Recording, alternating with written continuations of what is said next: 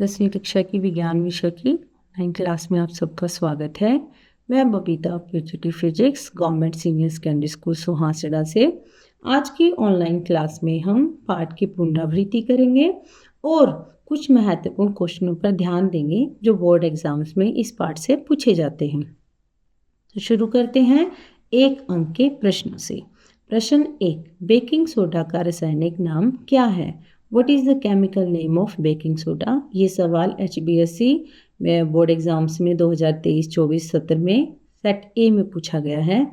आपके पास ऑप्शन है sodium carbonate, sodium hydrogen carbonate, sodium chloride, sodium oxide.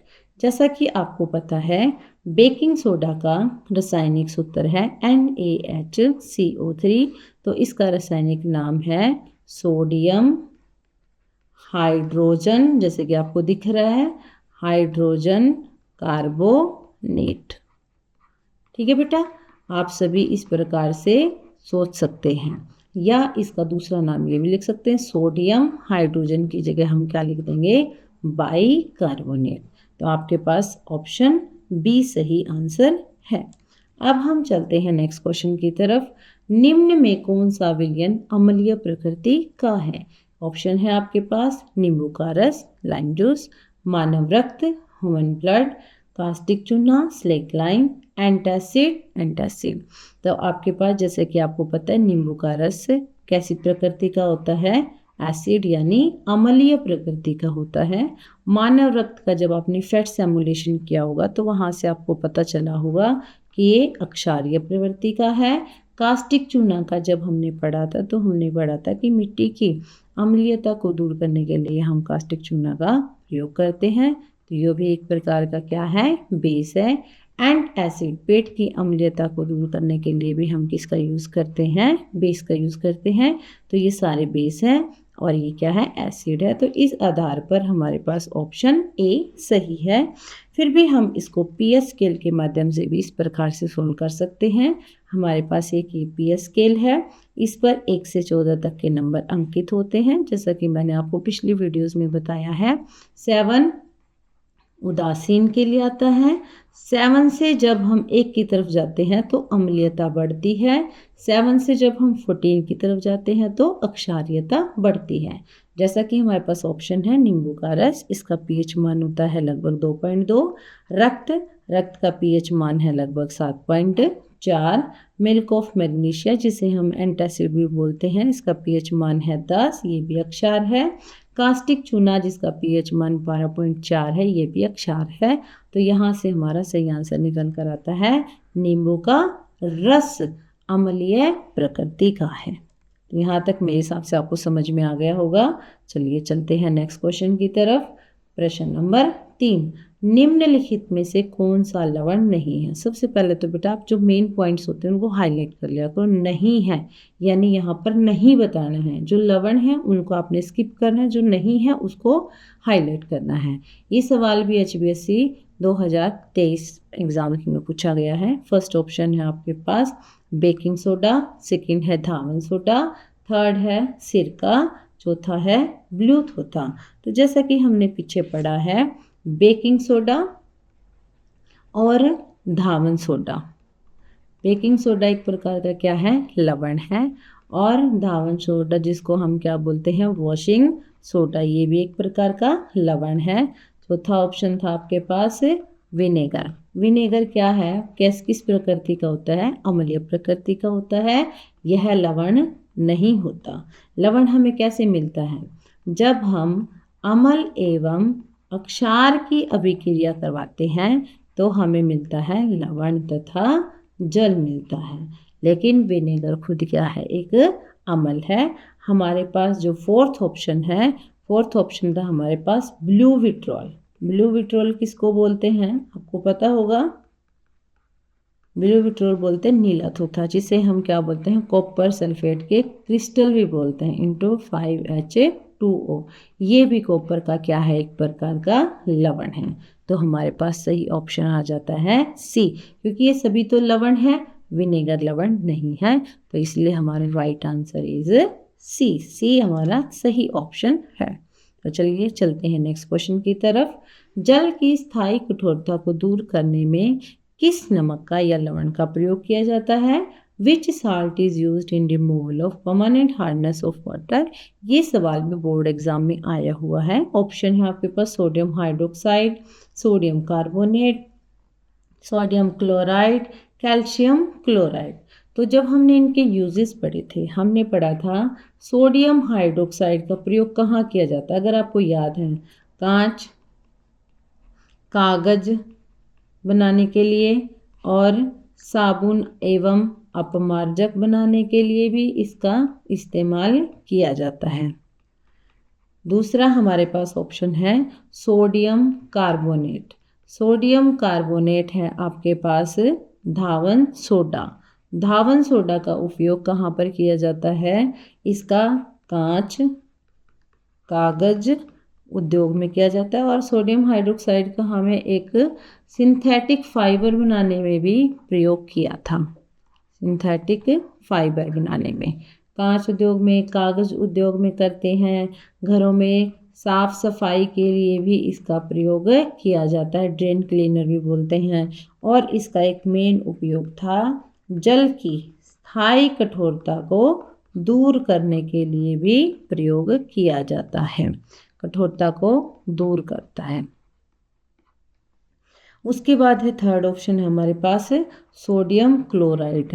बेटा sodium chloride तो हमारा साधारण नमक ही है, जिसको हम घरों में, किचन में खाने के लिए यूज़ करते हैं। और सोडियम क्लोराइड से ही हम ऑलमोस्ट लवण बनाते हैं। इसको सिर्फ खाने का टेस्ट बढ़ाने के लिए नहीं, sodium hydroxide, sodium carbonate, sodium hydrogen carbonate, इन सब के उत्पादन में सोडियम क्लोराइड को यूज़ किया जाता है। कैल्शियम क्लोराइड, कैल्शियम क्लोराइड को आप फूड इंडस्ट्री में यूज़ करते हो और वाटर ट्रीटमेंट प्लांट में भी यूज़ कर सकते हो और डस्ट रिमूवर में भी प्रयोग कर सकते हो। डस्ट रिमूवर में भी इसका प्रयोग किया जाता है। तो हमने यहाँ पे पूछा है which salt is used in removal of permanent hardness of water. तो हमारा सही ऑप्शन आता है बी, सोडियम कार्बोनेट, जिसे हम वॉशिंग सोडा या धावन सोडा भी कहते हैं। इसका प्रयोग हम जल की स्थायी कठोरता को दूर करने के लिए करते हैं।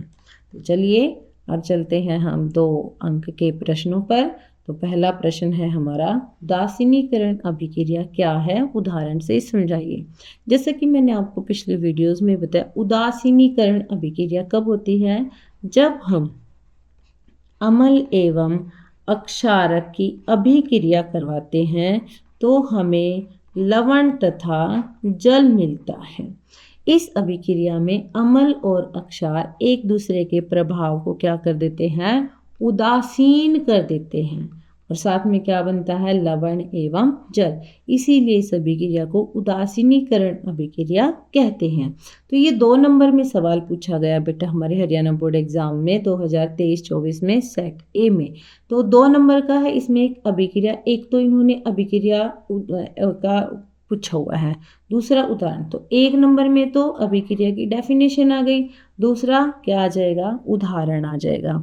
उदाहरण में आप अम्ल लो, हाइड्रोक्लोरिक अम्ल ले लिया, अक्षारक ले लिया सोडियम हाइड्रोक्साइड, लवण बन गया हमारा NaCl और जल बन गया हमारा H2O।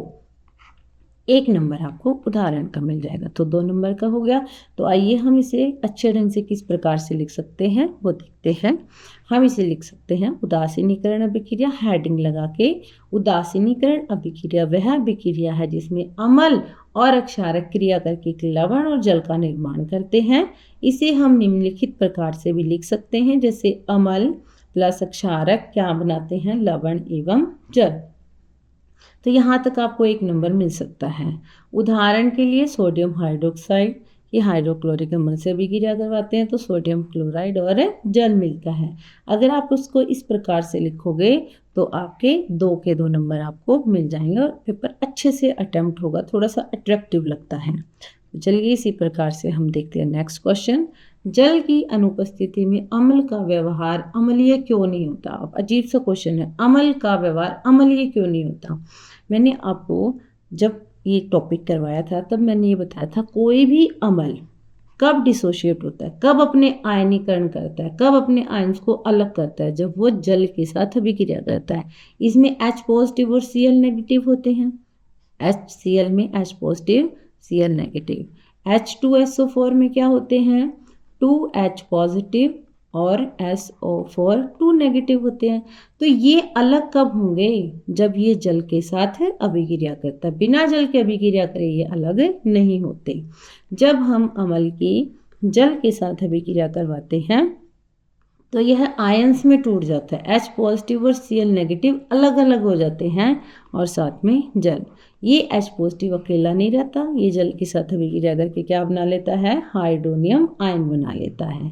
तो जो अम्ल है या अक्षार है उसका बिहेवियर पानी की अब्सेंस में, जल की अनुपस्थिति में शो नहीं होता, क्योंकि वो डिसोशिएट नहीं होता।